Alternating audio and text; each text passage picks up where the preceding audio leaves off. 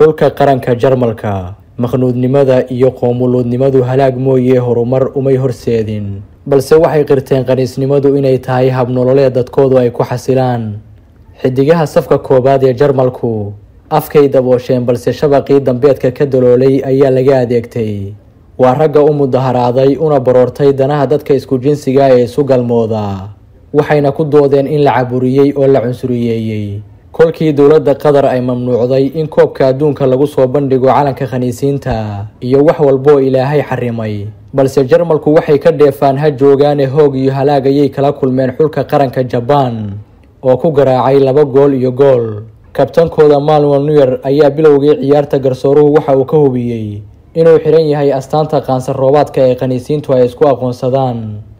waxaase aan fariir lahayd inay safka Jarmalka ku jireen 2 xidig oo muslima oo iyagoo dulaysan afka gacanta saaray Ilkay Gundogan iyo Antonio Rodriguez ayaase u muuqday niman gubaysi ku jira oo la soo qasbay wasiirka arrimaha gudaha Jarmalka Nancy Faeser oo daawanaysay ciyaartii Japan ay dhegta dhiiga u dartay xulkeeda ayaa jaakadeeda ku soo qarsatay calaamadda maqnuudiinta waxaana jamaahiirta Jarmalku ay baraha bulshada ku faafiyeen sawiradeeda iyagoona ku tilmaamay halyeeyad kor u qaaday calanka foolxumada badan ee khaniisiinta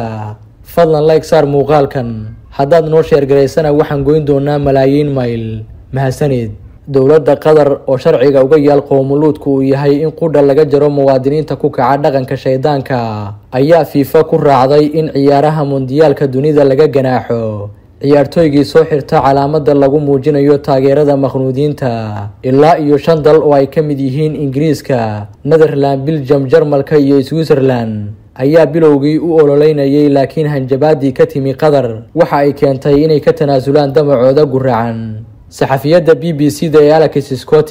oo ka mid ah dadka isku jinsiga ee isu galmooda ayaa ciyaaraha koobka adduunka ku dhexeratay calaamadda laga roonayaasha waxayse dowladda Islaamiga ee Qatar kala kulantay waji gabax iyo ganaax adag reer galbeedku waxay qorsheeyeen inay fasahaad iyo xumaan kaga tagaan dalka Qatar marka uu soo ilaado koobka adduunka laakiin muslimiinta ayaa raad wanaagsan iyo dhaqan celin u furay kuwoodii doonayay inay duufsadaan oo duleeyaan dadka muslimiinta ee ku dhaqmaya shareecada Islaamka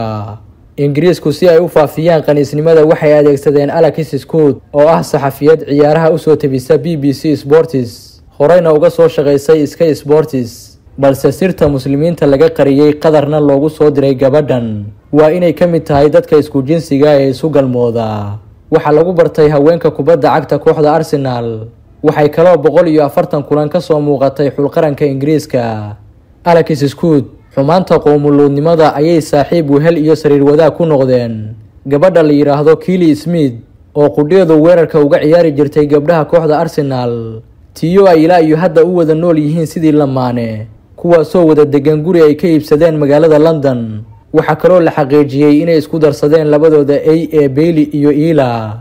shirqool walbo loo maleegay iyo dabinkii lala damacsanaa muslimiinta waxa judhiiba faantay boqortooyada Qatar